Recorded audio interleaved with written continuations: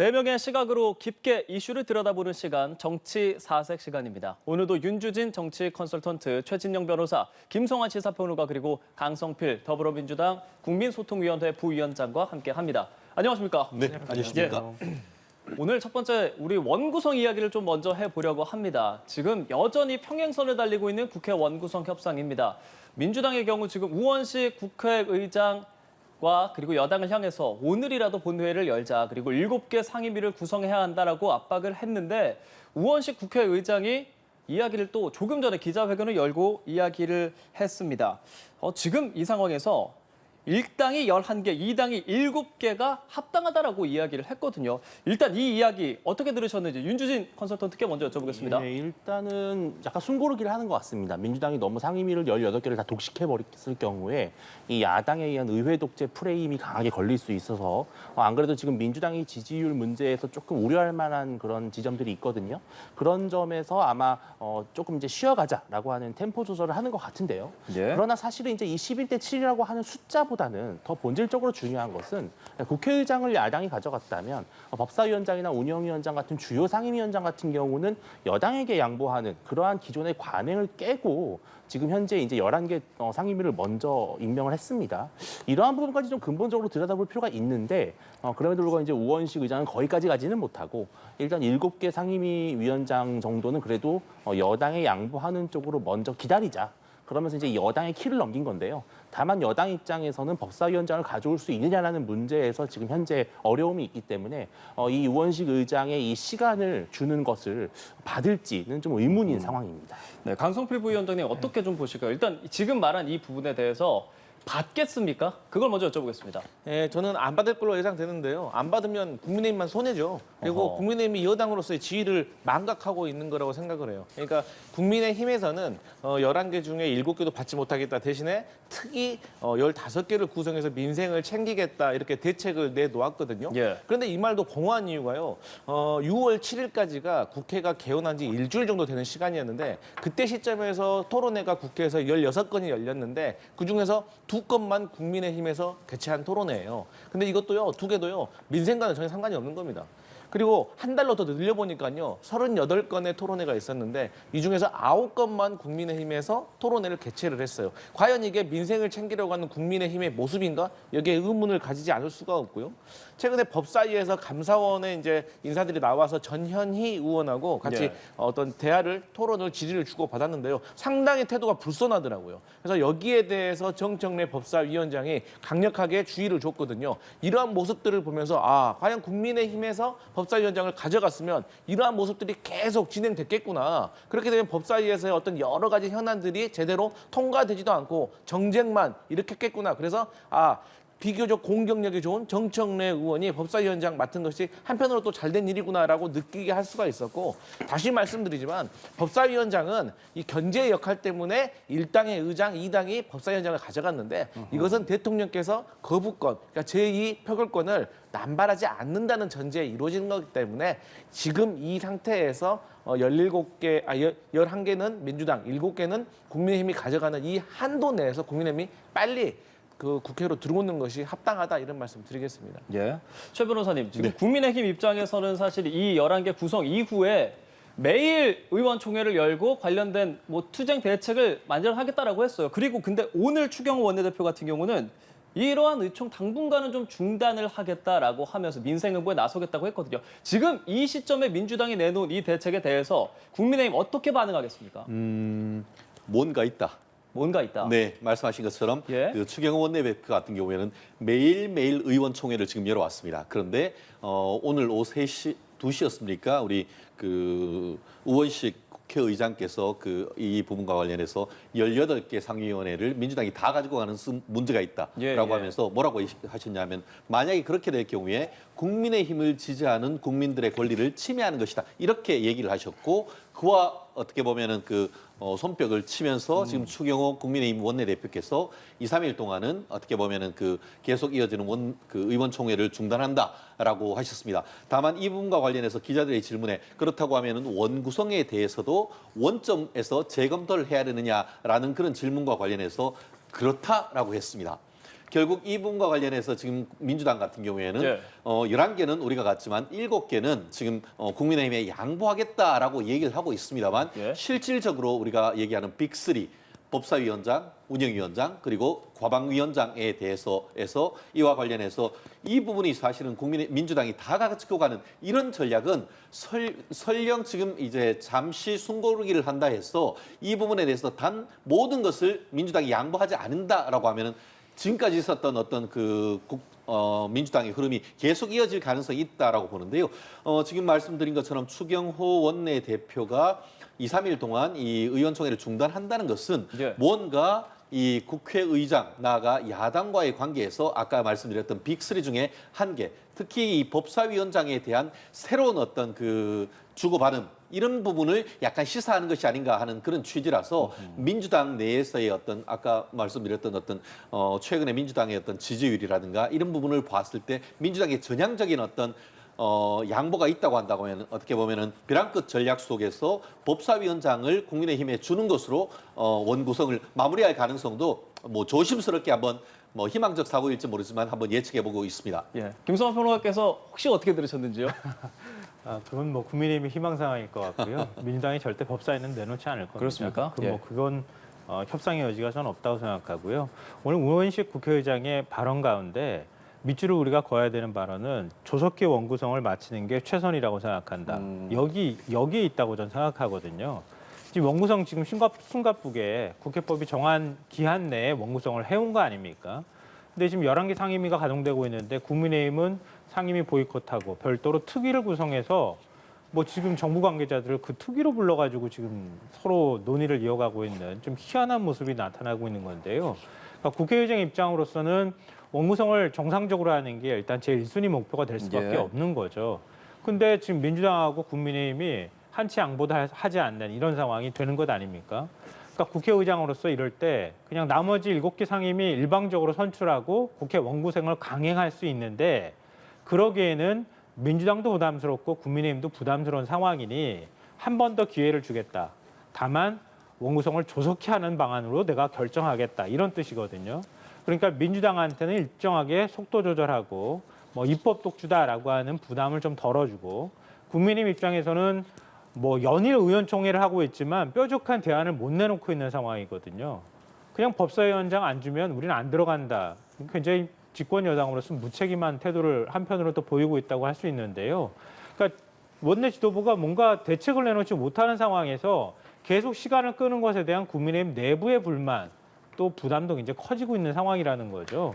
그러니까 만약에 집권 여당으로서의 부담감이나 이런 것들을 생각할 때 현실을 그냥 인정하고 국민의힘에서 들어올 수 있는 명분을 우원식 국회의장이 줬다고도 볼 수 있고요. 민주당 입장에서는 18개 다 갖고 가자고 하는 것에서 욕심을 좀 내려놓고 7개 정도는 국민의힘에 예. 배분해서 줘라라고 하는 일종의 양쪽의 대안들을 같이 내준 것이다 이렇게 생각합니다. 다만 이 시기는 길게 가지 않겠다는 뜻을 분명히 했다 이렇게 생각합니다. 원구성에 대해서 사실 21대 마지막부터 22대 시작되고 계속 이야기가 나오고 있기 때문에 일단 네 분의 이야기를 쭉 들어봤습니다. 여당과 야당, 뭐 관행이다, 총선 민심이다 주장이 평행선을 달리고 있기 때문에 오늘 이 자리에서 마무리하기는 어려운 주제라고 생각이 되고요. 저희 다음 주제를 좀 이야기해 보도록 하겠습니다. 자, 더불어민주당 이재명 대표가 검찰의 대북 송금 관련 수사 보도를 하는 언론에 대해서 이야기를 했습니다.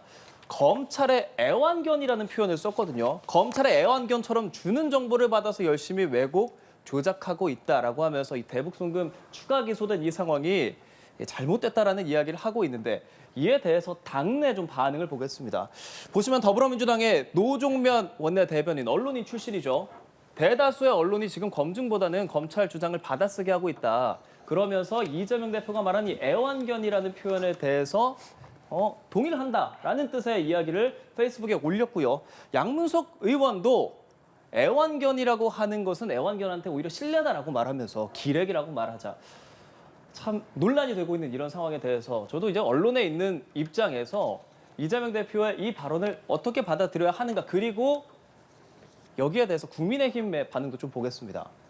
제1당 대표가 입에 담아서는 안 될 그건이다라고 추경호 원내대표는 말하고 있거든요. 자, 전반적으로 그렇다면 지금 이 애완견이라는 발언과 민주당 초선 의원들의 다소 옹호성 그 발언에 대해서 어떻게 생각하시는지 강성필 부위원장께 먼저 여쭤볼까요?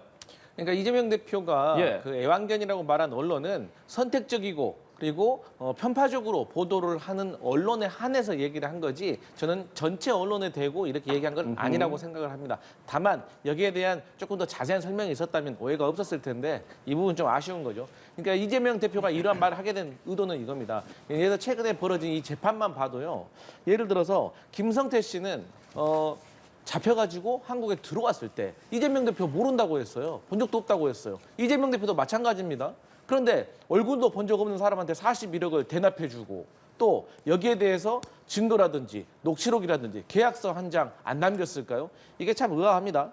그리고 또 김성태 씨의 증언이 이화영 전 부지사의 재판에서 상당히 신뢰성을 받았잖아요. 예, 예. 그것을 뒷받침해 주는 거는 안부수라는 아태협의회 회장의 증언이 뒷받침됐기 때문이에요. 근데 이 안부수라는 분도요.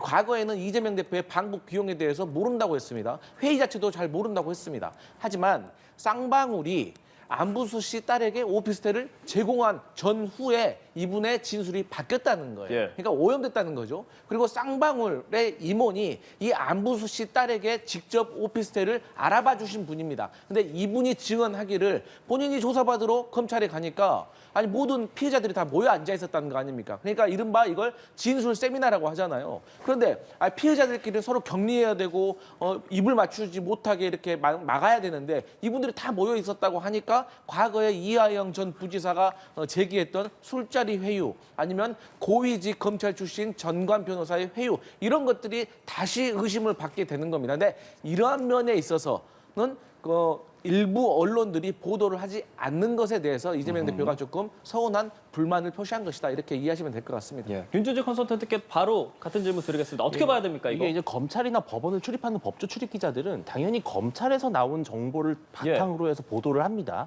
자, 그렇다면 반대로 국회에 민주당을 출입하는 기자들 입장에서는 민주당의 주장을 바탕으로 또 보도를 하거든요. 이렇게 다 균형적으로 지금 보도가 되고 있기 때문에 이 언론 전체를 싸잡아서 애완견이라고 하는 것은 상당히 적절치 않고 마치 본인에게 유리한 보도를 하는 것은 언론이고 자신들에게 불리한 보도를 하는 언론은 애완견이다. 이런 이중잣대가 좀 있는 것 같아요. 저희가 딱 비교만 했을 때 볼 수 있는 게 뭐가 있냐면은 바로 공수처에서 지금 현재 하고 있는 최상병 특검 수사가 있어요. 근데 최상병 특검 관련해서 수사 관련 내용이 지금 언론을 통해서 24시간 생중계되고 있습니다. 자, 그렇게 따지면은 바로 이 공수처에서 나오는 수사 내용을 바탕으로 하는 언론 보도는 지금 민주당 입장에서는 애완견입니까? 아닙니까? 이런 질문을 던져볼 수밖에 없는 거예요. 그래서 저는 이런 선택적 취사 선택을 해서 마치 언론의 전체가 다 어떤 검찰의 애완견인 것처럼 몰아가는 것은 특히 제1야당 대표로서는 좀 적절치 않고요. 한 가지만 더 덧붙이자면은 예. 오늘 아침에 많은 언론들이 이 안부수 재판과 이화영 재판은 서로 본질적으로 내용이 다르다. 판단한 내용 자체 대상이 다르기 때문에 오히려 안부수 재판과 이화영 재판은 양립이 가능하다라는 분석이 많이 나오고 있거든요. 저는 그런 점에서 민주당의 좀 주장이 좀 별로 그렇게 설득력이 없다라고 평가할 수밖에 없을 것 같습니다. 이 애완견이라는 표현을 인용한 인원이 한 명 더 있죠. 한동훈 전 비대위원장입니다. 아무래도 지금 유시민 전 노무현재단 이사장 벌금형 500만 원 확정되고 나서 SNS에 글을 올렸는데 글 말미에다가 이 애완견이라는 표현을 인용하면서 애완견처럼 협박하려는 시도는 반대한다라고 말했습니다. 최 변호사님 어떻게 들으셨습니까? 그렇습니다. 거꾸로 만약에 윤석열 대통령이 언론에 대해서 애완견이었다 얘기를 했다라고 한다고 하면은 아마 친명 대박 초선 의원들은 윤석열 대통령 탄핵하자고 나오지 않겠습니까? 한마디로 언론 출판의 자유, 표현의 자유에 대한 수혜의 의지가 없다라고 얘기할 것이라고 저는 믿어 의심치 않습니다. 어떻게 지금 여의도 대통령, 여의도에서는 내가 여당인 것 같다라고 하는 어떻게 보면은 야당의 거의 190석 가까이 가지고 있는 야당 대표가 언론에 대해서 이런 직접적으로 대놓고 협박 같은 발언을 할 수가 있습니까? 특히 이분 같은 경우에는 그 당시에 이제 기자들의 질문은 뭐냐면은 수원 지방 법원의 판결에 대해서 물었는데 왜 갑자기 검찰에 대해서 이 일부 언론이 검찰의 애완견처럼 주는 정보만 받아서 열심히 왜곡 조작한다는 겁니까? 지금 1심은 검찰의 기소 내용이 아니고 1심 변론을 1년 8개월간 한 결과 1심 판결이 나왔습니다. 그 말은 결국 검찰의 이 애완견처럼 주는 정보만 받았다고 열심히 조작 왜곡했다고 하지만 실제로 그 말씀은 1심 법원의 판결 재판부에 대한 어떤 비난이 아닌가 하는 그런 생각에 결국 이제 정치 권력이 사법부까지도 공격을 하려고 하는 것이 아닌가 하는 의문을 지금 제기할 수밖에 없고 실제 어떻습니까? 이재명 대표의 적극적인 지지자, 이른바 개딸들 같은 경우에는 예. 사법부의 판사를 탄핵하자는 얘기가 나오고 있습니다. 이렇게 된 경우 결국 차기에 어떻게 보면 대권을 바라보는 분이 언론관이 이렇다는 것은 정말 국민의 한 사람으로서 섬찟하다라는 생각을 하지 아니할 수 없는 것이고 실제 어떠냐? 언론인 출신의 지금 그 어떻게 보면 노정면 의원 같은 경우에도 예.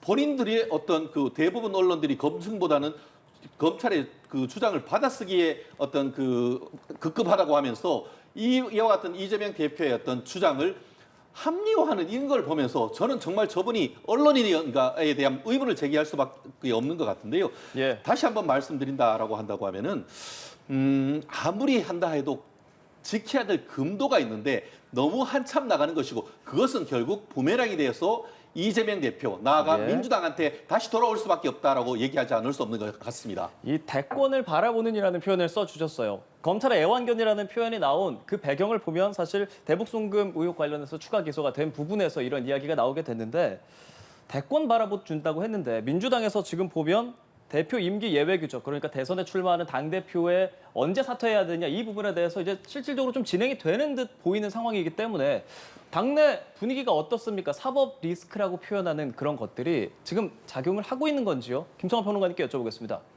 글쎄요. 뭐 민주당 입장에서는 예. 당대표를 겨냥해서 저렇게 불공정하게 수사를 하고 하는 부분에 대해서 반발할 수밖에 없는 상황일 거고요. 사법 리스크는 뭐 이건 상수라고 봐야 되는 거니까요. 이거는 민주당이 선택하는 게 아니라 윤석열 정권과 검찰이 선택하는 거니까 그럼 민주당은 어떻게 대응할 것인가 이 부분이 오히려 민주당이 해야 되는 거고 그런 이제 대응이라고 하는 게 겉으로 표면에 대해서 나오는 것이다 이렇게 생각하는데요. 근데 지금 애완견이라는 표현 때문에 요즘 언론들도 많이 보도하고 그러는데요. 전 전체 언론이라고 얘기하지는 않겠습니다. 예. 하지만 우리나라 언론이 정말 권력을 제대로 감시하고 있는가? 이걸 아마 국민들한테 조사해봤으면 좋겠어요. 저는 오히려 감시하고 있지 못하다고 하는 국민들이 더 많을 것 같거든요. 그리고 한국 정치에서요. 야당 대표를 제대로 감시하느냐 감시하지 못하느냐를 가지고 이른바 워치독이라고 하는 감시견과 애완견을 구분했던 전례를 제가 거의 본 적이 없습니다. 기본적으로 정권을 얼마나 잘 견제하고 감시하느냐. 그래서 그 감시견 역할을 제대로 하느냐. 아니면 감시견 역할을 제대로 못하는 언론을 랩독이라고 해서 애완견이라고 표현을 합니다. 그건 일반적으로 언론학계에서도 그렇게 표현을 합니다. 그러니까 이재명 대표 입에서 애완견이라는 표현이 나왔다고 해서 이것 때문에 마치 새로운 표현인 것처럼 극언이라고 얘기하는 것은 이건 상식적으로 말이 안 되는 거고요. 예. 과거 정권이었을 때도 흔히들 사용했던 표현입니다. 그러니까 그 표현의 문제를 가지고 시비 삼는 건 저는 동의하기 어렵고요. 다만 이제 이재명 대표가 얘기한 것에 대해서 그것에 대해서 사실 인식을 어떻게 하느냐는 부분은 아마 생각하는 사람에 따라서 판단하는 사람에 따라 다를 거예요. 근데 다만 우리가 객관적인 입장에서 봐야 할 부분은 뭐냐면요. 검찰이 공수사실이나 이런 것들을 계속 언론을 통해 흘리고 있어요. 그러면 거기에 대해서 뭐 피해자든 아니면은 혐의를 갖고 예. 있는 사람이든 그 사람의 얘기도 그만큼 똑같은 양은 배정하지 못하더라도 최소한 그 사람이 검찰은 기소할 수는 있지만 그게 확정된 사실이라고 볼 수는 없잖아요. 공소 제기를 한 사실일 뿐이지. 그러면 거기에 대해서 피고 입장이 됐든 아니면 피의자 입장이 됐든 그 사람은 거기에 대해서 어떻게 주장하는지 예. 만약에 검찰 입장을 3 정도 보도했다 그러면 한 1 정도는 보도해 줘야 되는 거 아닙니까? 그게 최소한의 언론이 가지고 있는 기계적 중립이든 아니면 형평성에 관한 부분이든 공정함이든 해야 되는 건데 제가 볼 때는 이재명 대표가 주장하는 그 주장에 대한 사실 여부를 떠나서 한 3분의 1 정도라고 저는 도저히 느끼지 못하겠거든요. 그렇다면 너무 지나치게 한쪽 입장만 대변하고 있다. 이렇게 얘기할 수 있지 않을까. 거기에 따른 당사자가 불만을 전 충분히 얘기할 수 예. 있다. 이렇게 생각하고요. 그리고 최상무의 사건을 앞에서 예를 드셨는데 전 동의하지 못하는 게요. 왜냐하면 최상병 사건은요. 현직 대통령이 관여되어 있는 사건입니다. 현직 대통령과 관련되어 있는 사건에서 얘기가 나온 거고요. 공수처가 수사 내용 피의 사실을 줄줄 흘리는 게 아니고요. 이미 박정훈 대령 재판이 진행 중이기 때문에 재판 내용이 밖으로 나오는 겁니다. 그러니까 그걸 가지고 이번 사안하고 똑같이 비교하고 감시견이니 애완견이니 비교하는 것은 적절치 않다고 생각합니다. 네, 그렇기 네. 때문에 지금 그 이화영의 1심 재판에 대해서 판결문이 나왔기 때문에 그거에 대해서 최근에 있어서 언론이 다 얘기를 하고 있습니다. 그런데 갑자기 이재명 대표의 칼날은 검찰이 아니고 검찰을 얘기를 하고 있단 말이에요. 그러면 그렇기 때문에 지금 얘기한 것처럼 재판 진행 과정에서 나왔던 것을 계속 언론들이 취재를 해가지고 나왔는데 그것이 마치 검찰의 애완견처럼 검찰이 주는 정보만 받아서 열심히 왜곡하고 조작한다는 말 자체가 성립되기 어렵다는 것이죠. 그리고 제가 오늘 아침에 중앙일간지를 비롯해서 전국에 있는 대부분의 어떤 신문들의 사설을 봤습니다. 그런데 거의 대부분의 정말 거의 대부분의 언론들이 이재명 대표의 애완견 발언에 대한 비판적인 언론 사설을 썼습니다. 하지만 평소 때 민주당에 조금 더 그 친하다라는 평을 받는 2개 언론만 이 3개 정도의 사설을 쓰면서 전혀 이 사안을 언급하지 않았던 것을 제가 확인을 했습니다. 그렇기 때문에 그렇다는 점에서 오히려 정말 어떻게 보면 언론 출판의 자유를 얘기를 하고 소수인의 어떤 표현의 자유를 주장했던 언론들이 오히려 이와 같은 부분에 대해서 아무런 지적을 하지 않고 있다는 점에서는 오히려 그런 부분이 어떤 평소에 어떤 본인들의 어떤 지향점을 지나치게 드러낸 것이 아니냐 비판이 자유로운 것 오히려 그 비판이 더 강해져야 되는 건 아니겠습니까? 아니요, 제가 딱 알겠습니다. 20초만 말씀드렸으면 좋겠는데 10초만 드리겠습니다. 대부분의 예. 언론이라고 하시는 건 조금 맞지 않고요. 저도 언론 오늘 신문이 어떻게 보도됐는지 사설이 어떻게 됐는지 다 살펴봤는데요. 주로 보수신문에서 비판적인 인식을 드러냈고요. 보수신문이 한편으로 찔렸나 이런 생각도 개인적으로 했습니다. 그리고 지금 이제 재판 결과를 가지고 보도하고 있다 이렇게 말씀하시는데요. 김건희 여사 관련한 도이치모터스 사건은 권오수 회장 1심에서 유죄 났고요. 2심 판결을 기다리고 난 다음에 기소 여부나 소환 조사 여부를 결정하겠다는 게 검찰의 입장입니다. 알겠습니다. 이재명 대표는 이화영 전 부지사 1심에서 유죄 났다고 바로 기소해 버렸습니다. 그걸 언론이 과연 얼마나 정확하게 지적했는지도 한번 제가 되물어야 된다고 생각합니다. 알겠습니다. 저희 오늘 또 말씀 드려야 될 분이 4분이나 계시기 때문에 시간 관계상 조금씩 짧게 좀 발언을 좀 부탁을 드리도록 하겠고요. 이재명 대표 관련해서 오늘 아침부터 계속 나왔던 이야기가 바로 국민의힘 박정훈 의원의 기자회견입니다.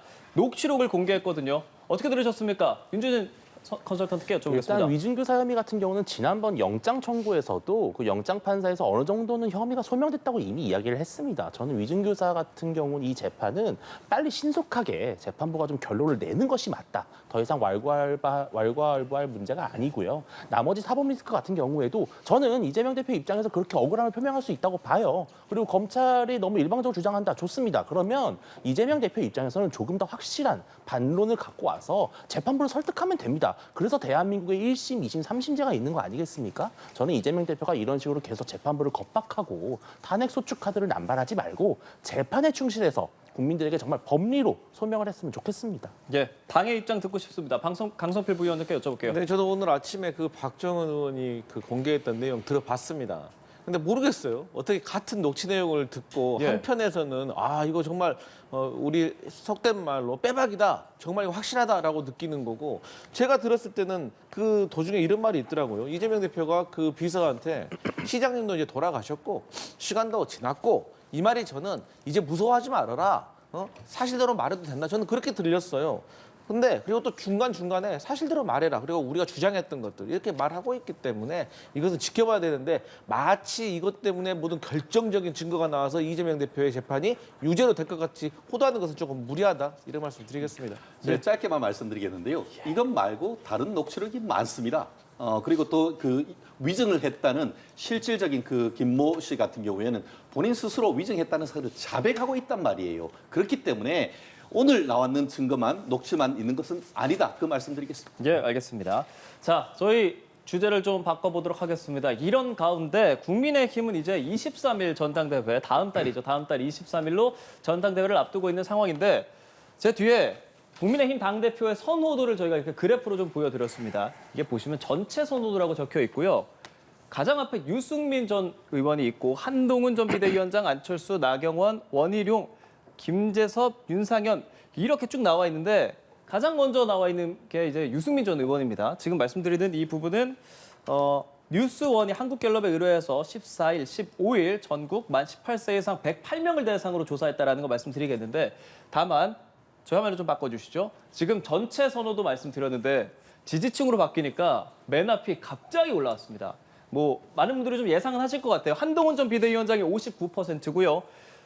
조금 전에 1등이었던 유승민 전 의원 같은 경우는 6%로 지금 집계가 됩니다. 그 외에는 원희룡 전 의원, 나경원 의원, 안철수 의원은 이제 출마하지 않겠다고 선언도 했죠. 그리고 젊은 피로 떠오르는 김재섭 의원 같은 경우는 1% 나옵니다. 자, 이렇게 지금 일단 더 자세한 내용은 중앙선거심의위원회에 좀 참고하시면 좋을 것 같고요. 지금 이 상황을 보면서 어떤 생각을 하고 계실까? 이 네 분의 의견도 상당히 좀 궁금을 합니다.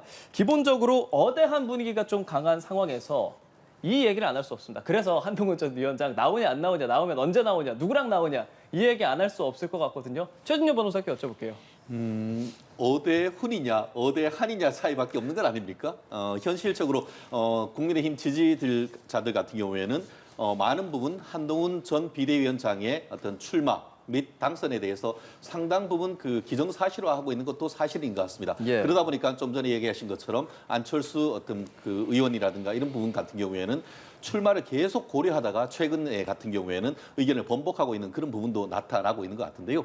물론 그 김재섭 의원이라든가 이런 초선 의원들 이런 네. 분들이 힘들지만 바위에 어떻게 보면 그 계란을 깨는 심정으로 계속 나올 경우에는 어떻게 보면 보수의 새싹으로서 새로운 미래의 어떤 리더로서의 어떤 각인시키는 효과가 있기 때문에 이런 분들의 어떤 도전은 저는 적극적으로 지지를 합니다. 다만 그럼에도 불구하고 현실적으로 봤을 때는 좀 다른 분들은 좀 속상하겠습니다만 대안 부재론 이런 부분에 있어서 특히 한동훈 비대위원장이 나올 경우에는 이재명 대표와의 각이 어떻게 딱 서는 것 아니겠습니까? 특히 많이 얘기한 것처럼 검찰 출신, 검찰 사칭 어떻게 대표 이런 식으로 해서 얘기들이 많이 나오고 앞으로의 어떤 그 이재명 대표의 사법 리스크가 어떻게 보면 강화될 때에 한동훈 전 비대위원장의 어떤 대표로서의 역할이 커질 것에 대한 기대감이 상당히 큰 것 같습니다. 그렇다는 점에서 예. 현실적으로 한동훈 전 비대위원장 이외에 다른 분들이 얼마나 출사표를 던질지 오히려 그 부분에 관심이 더 초점이 있는 것이 아닌가 생각을 합니다. 그러게 말입니다. 한동훈 전 비대위원장이 사실 직접적으로 지금 나간다라고 공식적으로 밝힌 건 아니에요. 그런 상황에서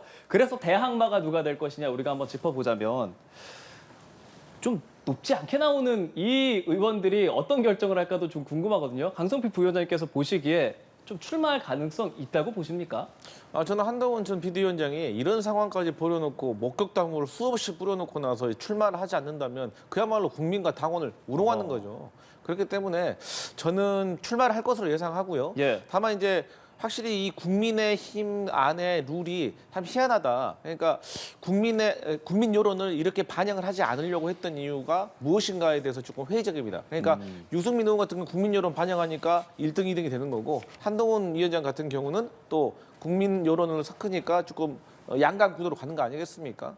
그런데 저는 김재섭 의원이라든지 예. 아니면은 나경원 의원이 어떤 또 친윤 의원들과 어떤 연대를 또 할 수가 있다고 봐요. 그렇게 되면 매기 효과는 최소한 되고 나아가서 나비 효과가 될 수도 있다. 그렇게 바라보고 있고요.